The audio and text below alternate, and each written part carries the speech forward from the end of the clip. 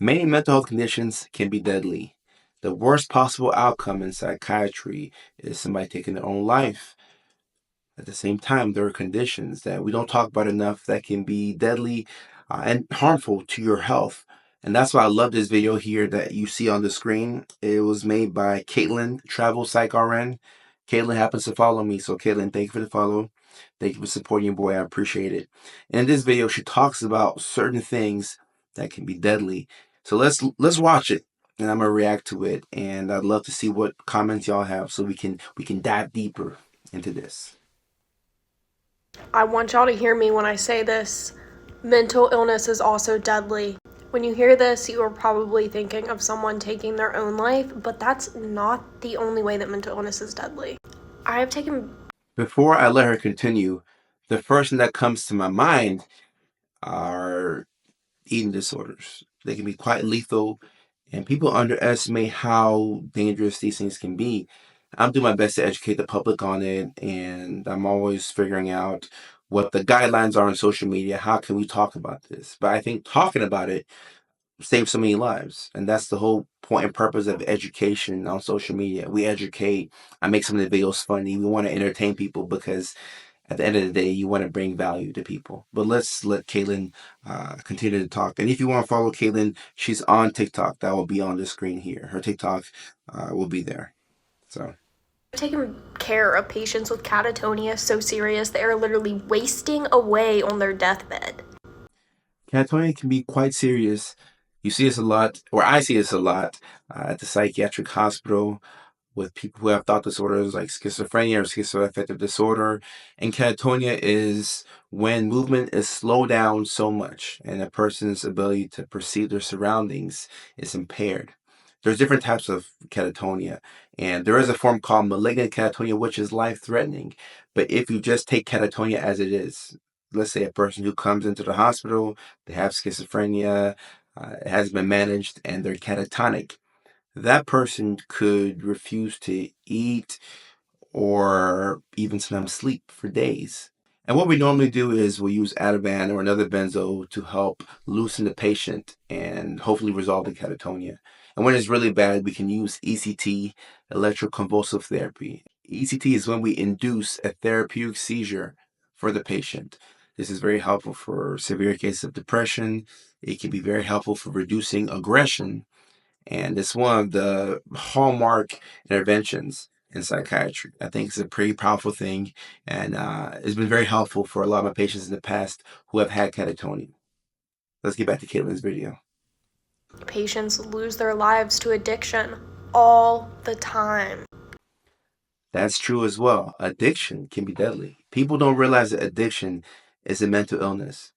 Those who are not educated will say things like, well, I wouldn't choose to do this drug or that drug, not understanding that when you've done a certain substance for a long time, it adjusts and reworks your brain chemistry. You're not the same person. If you have drunk alcohol for the past 25 years and you're an alcoholic, if you want to detox, we recommend that you do that within the hospital, within a treatment facility, because if you detox at home, it could be life-threatening.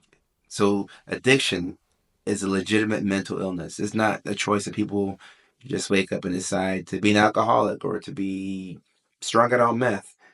It's a legitimate mental illness. I just have to remind people about that every now and then. All right, let's see what Caitlin's talking about here. You want to know what the most deadly mental illness is? Anorexia.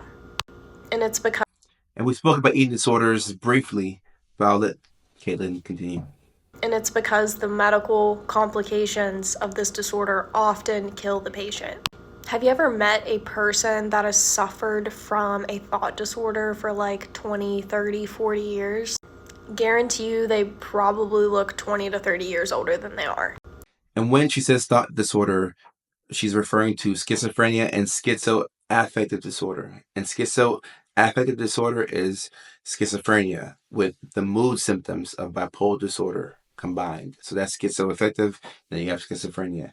These are thought disorders. It affects the way you perceive the world. You can suffer from perceptual disturbances, hallucinations. You can have paranoia, And you can have these delusions, these fixed false beliefs, which affect how you process things, how you think. And it can be very scary living with a thought disorder, but treatment is available. So it's not a hopeless situation, but it can be difficult to live with a thought disorder. And the life expectancy for somebody who has schizophrenia is lower than somebody who doesn't. So these are all things that you want to keep in mind.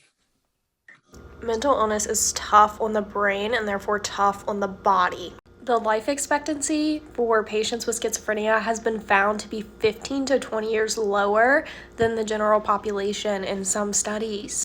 So I was thinking this. I didn't have the specific actual number, but Caitlin said it here, and I would agree with this.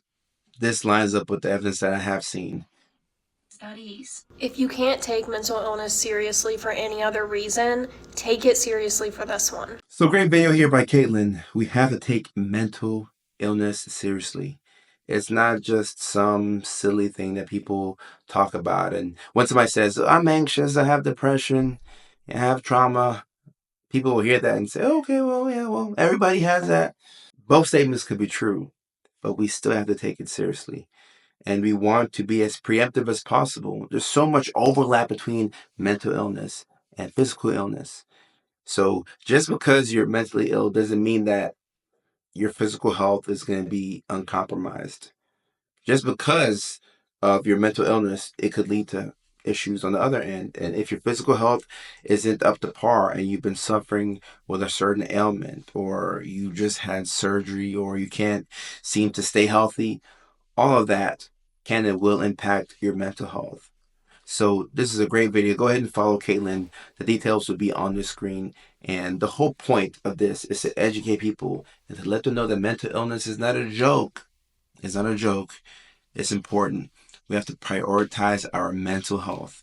And anything that causes your mental health to suffer is something that you probably want to reevaluate and ask yourself, do I want to keep this thing in my life? Do I want to keep this person in my life? Do I need to keep this substance or this environment in my life? You have to prioritize your physical and mental well being first and foremost. So I hope this video has been helpful. Go ahead and give Kaylin a follow on TikTok. Until next video, I love y'all. Peace.